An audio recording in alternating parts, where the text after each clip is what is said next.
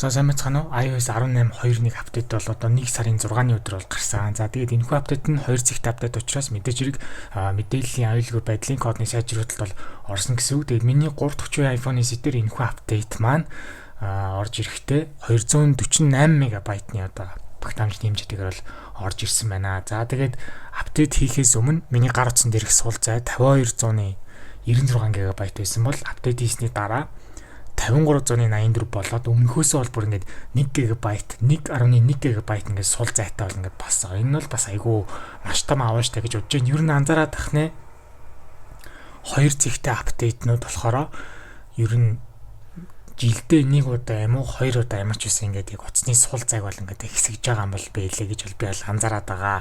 За тэгээд яг нэг зүйл анзаарсан нь үүлэн системээ татад дууссаны дараа одоо ингээд яг доотлолт нь яг суулах уугүй юу гэдэг нэг юм шин юм гоё юм нүүрөө гэдэл би бол сүүлд л бол анзаарсан. Тэгээд яг одоо яг апдейт хийсвэл яг одоо апдейтээ цуцлая гэд ийм гоё шин хэсэгтэй бол ингээд болсон байна. Үүлэн системийн код нь болохоор 22C161-тэйгээр бол ингээд гарсан байна. Мэдээж хэрэг 2 зэгт апдейт учраас одоо мэдээллийн аюулгүй байдал сайжруулсан гэсэн үг эсвэл одоо баг фикс орсон байх магадaltaй. Тэгээд Apple-ийн сайт руу хэдүүлээ ингээд ороод харах юм бол яг энэ iOS 18 2.1 дээр бол яг тийм юм зассан гэсэн тоочкны юм бол одоо байгаагүй. Нэггээр бол Apple-аас бол ингээд дурдаагүй өнгөрөөцөн гэж бол ойлгож болно.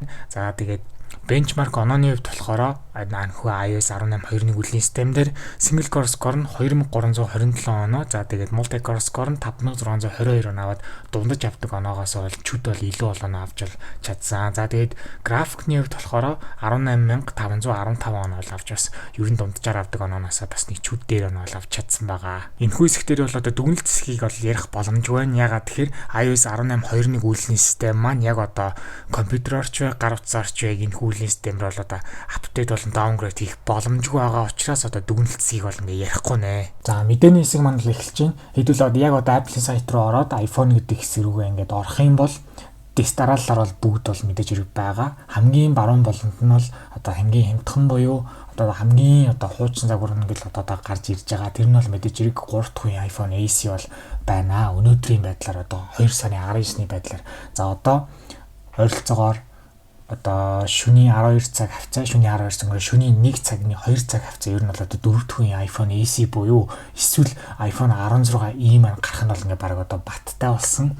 Тийм учраас хэрвээ одоо энэ бичлэгийг яг үзэж байгаа хүмүүс яг энэхүү одоо тэгээ 3 дахь үеийн iPhone SE буюу энэ одоо Touch ID-тай тэгээд ерөнхий дизайн нь ийм бүтэн дэлгэцтэй загвар биш, ийм хуучны одоогор бол баг одоо классик одоо загвартаа тооцогдох энэхүү iPhone-ыг цоо шинээр Apple-ийн сайтаас судлан Apple-ийн дэлгүүрүүдээс судалж авах сүүлийн боломжтой өдөр нь ингээ болж байна.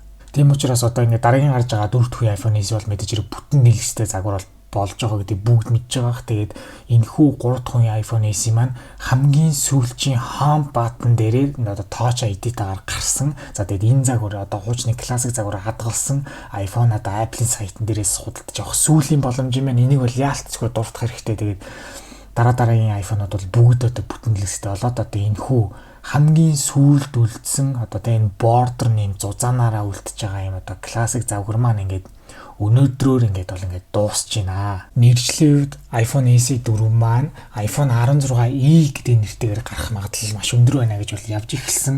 Тэрэн дээрээ нэмэгдээд бас нэг гинтийн нэг мэдээ орж ирсэн юу вэ гэхээр Dynamic Island-тай орж ирэх одоо баг юм байна гэсэн зүйл бол хэд бол явсан. Тэгээд Dynamic Island-тай iPhone SE 4-ийн бол одоо тийм рендер зургнууд хүртэл интернетээр бол нэлээд яваад эхэлсэн. Тэгээд яг энэхүү гарах одоо хямдхан загварын утсан дээр Dynamic Island байна гэж үнэхээр итгэмээргүй юм а гэд явж исэн боловч ер нь бол одоо үгүй тийм болохгүй зүгээр энгийн ноочтойгоор бол гарнаа гэд дараа нь эргээд одоо буцаад одоо Dynamic Island-гүй зүгээр одоо ноочтой за одоо тийм рендернүүд бол ингээд яваад л эхэлсэн. Dummy модель буюу төрүүлээд одоо урьдчилаад одоо дөөрөөс нь одоо үйлдвэрлэлийг гаргасан юм одоо модельүүд байдаг. Dummy модель гэж нэрлэдэг ийм зүйлсүүд бол одоо бас дүрсүүд нь нэлээд бол яваад бол эхэлсэн. Тэгээ ерөнхийд нь ингээ анзаарч авахт бол угаасаа ойлгомжтой.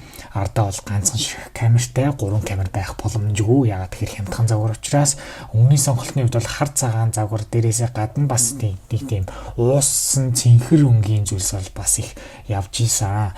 За тэгээд зургуудыг бол та нар бол анзаарж байгаах. Камерны хувьд бас ингээ ойрын шотн дээр бас ингээ гоё рендер бол юусаа ороод ирсэн. Тэр нь болохоор 3 дахь iPhone SE-тэй харьцуулахад бол хамаагүй одоо одоо өргөн одоо сенсортой бол одоо энэ камер ингээд орж ирж байгааг анзаарчихсан. Энэ болохоор шууд 48 мегапикселийн ганцхан камер одоо гэж бол одоо орж ирж байгаа юм бэ нэлээ. Магадлал бол маш өндөр. За тэгээд кейсний хувьд хүртэл ингээд дунгалаг кейс хүртэл яаж авах одоо тэр яг лензийнхэн камерныхаа хэсгийг яг яаж гаталсан байна, урт талд нь яг ямар байна яг одоо кейснээс нь бас ингээд таамаглаад яг утас маань ерөнхий юм байх нэ гэдэг бас нэг тийм рендернүүд бол явсан. Тэгээд ерөнхий ардаас нь бол анзаарч байхад бол яалтчгүй тэр нэг ганц камер нь бол үнэхээр бол том бол харагдахаар бол анзаарагдаад байгаа. За тэгээд ойрын шотууд дээр бас дахиад янз бүрийн даам мэдээллүүдийн бол одоо зургнууд бол нэлээд яваад тэгсэн. Тэгээд интернет дээр сүүлд одоо хэдхэн цагийн өмнө яг саарл загвар нь бас яг ерөнхий ингэж бол харагдах нэ гэсэн зүйл бол явж исэн. За тэгээд ерөнхийд нь харьцуулах юм бол ер нь яг энэ iPhone SE 4 буюу iPhone 16e маань 6.1 одоо инчийн дисплейтэй гэж байгаа. Тэр нь болохоор ерөөсөө энгийн iPhone 16, энгийн iPhone 15-ын хэмжээтэй те яг дэлгэцийн хэмжээнд тэнцүү. За тэгтээ мэдээж хэрэг 120 бол биш. Ягаад тэгэхээр 120 болгочих юм бол утас маань үнэтэй болчихно. Тийм учраас энгийн 60 Гц-ийн бол дисплейтэй. За тэгээд Dynamic Island биш. Одоо нотчтойгоор гарах юм байна. За тэгээд голын товч буюу HomePod нэг болж байгаа учраас Face ID маань ингэж орж ирж байна. За тэгээд хөнгөн цагаан материалтай. За тэгээд хамгийн чухал нь энэ дөрөвдүгээр iPhone SE дээр ерөөсөө чип нь л одоо хамгийн одоо урдаа барих зүйл нь тэр нь болохоор A18 одоо ингэж чиптэйгэр бол ингэж гарах юм байна. RAM-ны хувьд бол 8 GB гэж яг өмнөх одоо ингийн 1516 тал адилхан RAM-тай. Мэдээж хэрэг Apple Intelligence-ос байгаа. За тэгээд ганц зоосон камер нь бол одоо 48 мегапиксел. За мэдээж хэрэг 5G дэмжин. Нийлэн бутганы хувьд батарейн дээр болохоор 3279 гэж байгаа. Энэ нь болохоор бас ч гэж бас нэг амар бас жоохон бас биш шүү гэдгийг бас харуулж байгаа юм. Оролтны хувьд мэдээж хэрэг ингэж C болж байгаа. Үнийн хувьд болохоор 499-с 599-ийн хооронд бол гарах магадaltaй гэж бол одоо хэлж байгаа юм байна. За дараагийн мэдээ нь болохоор Magic Mouse-тай холбоотой. Дараагийн Magic Mouse гарахтаа бол одоо тэр цэнэглэх нэг тийм аюу төвхтэй байдал байдаг. Доороос нь гэж бол цэнэглэдэг. Тэрний өмнөх нь болохоор ингэж батарейгаар ингэж сольдог байсан. За тэгээд одоо зайгийн сольж байгаа гэсэн үг шүү дээ. Тэрийг нь одоо асуудлыг шийдсэн ер нь дараагийн мундаг одоо Magic Mouse асуудлаа шийдсэн байдалтаар гарах нэ гэдэг тийм мэдээ бол явсан. За үүний дараагаараа Siri-тэй холбоотой нэлээд том асуудал гарсан.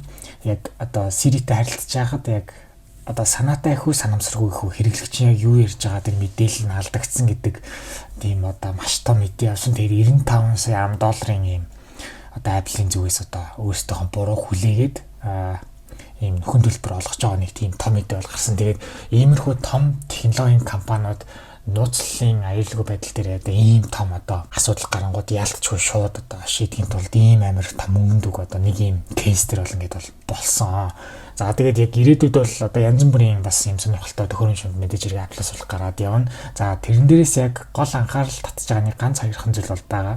Жишээ нь iPhone 18 дээр бол одоо ингээд нугардаг дэлгэцтэй iPhone 18 бол гарах одоо ингээд магадaltaй байна. Тэгээ эхний одоо хамгийн анхдагч одоо нугардаг iPhone бол iPhone 18-аас орж ирэх одоо боломж болцоо байна гэсэн нь бол мэдээнүүд бол явсан. За бас нэг одоо 2028 оноос бол одоо гарах магадaltaй гэж байгаа нугардаг iPad-ийг бол яриад байгаа. Тэр нь болохоор бүр ингээд дэлгэцний хэмжээ нь 20 инч гэж байгаа. Одоо байгаа одоо хамгийн том компьютер нь одоо чинь ойролцоогоор 16 инчтэй байгаа шүү дээ. Тэгвэл бүр одоо байгаа хамгийн том компьютероос нь том дэлгэцний хэмжээтэй нугардаг iPad ирээдүйд одоо 2028 онд одоо ингээд гарах одоо төлөв магадлал бол байна гэж байгаа. Тэгээ тэр нь болохоор ер нь ирээдүйд ер нь юм одоо MacBook-ны бас ингэ технологийн суурь нь бол болж бас ингэж болно гэдэг талаас нь бол ярьж исэн. Тэгээд энэ нь бол надаа ерөнхийн нэг ойлгоход бол бараг л одоо iPad MacBook-ийг ингэж бараг нийлүүлсэн маягийн нэг тийм дундын төхөөрөмж маягийн бол ойлгогдсон. Тэгээд дээр нь унших үйлдлийн систем нь бол одоо жишээ нь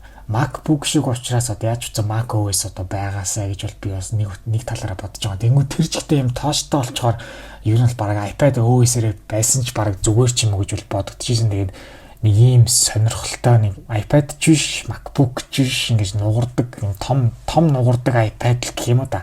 Ийм төхөөрөмж бол 2028 оноос бол ийм ямарч байсан гарах бол юм төлөвтэй байгаа юм байна. Дараагийн мэдээ нь бол маш сонирхолтой санагдсан. Тэрний юу гэхээр одоо ингэж Apple-ийн нэг тийм хөгжүүлэлтийн баг бол байгаа юм байлээ. Тэр нь болохоор юм ширээн дээр юм одоо гарч идэн шиг юм одоо хөдөлдөг юм тий Pixar дээр одоо яг яаж хөдөлдөг вэ анимашнд тийм хөгжүүлэлтийн юм робот бол ингээд бол гарч байгаа хөгжүүлэгдэж бол явж байгаа гэж бол хэлж илээ. Тэгээд ерөнхийн энэ робот нь бол хүний гарын хөдөлгөөнөөр тий наашаал эсвэл цаашаа эсвэл одоо тийшээ тусах гээд хүний гарын хөдөлгөөнийг ойлгоод ер нь бол харилцан яриа ингэж ойлгодог юм бас юм робот бол ингэ гарч байгаа мэлээ. Тэгээ янз бүрийн одоо тийм жишээнүүд дээр ингээд энэ хүү робот бол ингэж бол туршиж явж байгаа мэлээ. Тэгээд яг ерөнхий яг хоёр бол ингэж хуваажуулаад авч үзэж байгаа мэлээ. Expressive robot эсвэл одоо функционал робот гэдэг. Expressive robot гэж байгаа нь болохоор илүү нэг тийм читингийг хөдөлж байгаа одоо ажиллаж байгаа шин чанар нь илүү хүн шиг гэх юм уу. За функционал нь болохоор илүү одоо таг дөрүүлж жоохон төмс шигтэй жоохон нэг хөдлөөд идэх үү те. Одоо жишээ нь хүн энийг ингээд үг энийг тэгээд үг гэдэг яг ерөнхий харилцангууд одоо expressive robot нь болохоор тэр нь л ойртоод те. Эсвэл одоо жишээ нь үгт чинь тэрийг надад аваад өгөө гэх юм бол хэрвээ чадахгүй байх юм бол expressive robot нь ингээд чадахгүй да ингээд унтуудж байгаа ч юм уу те. Функционал robot нь болохоор чадахгүй болохоор зүгээр шүү тэр чигтээ ингээд үлддэг ч юм уу.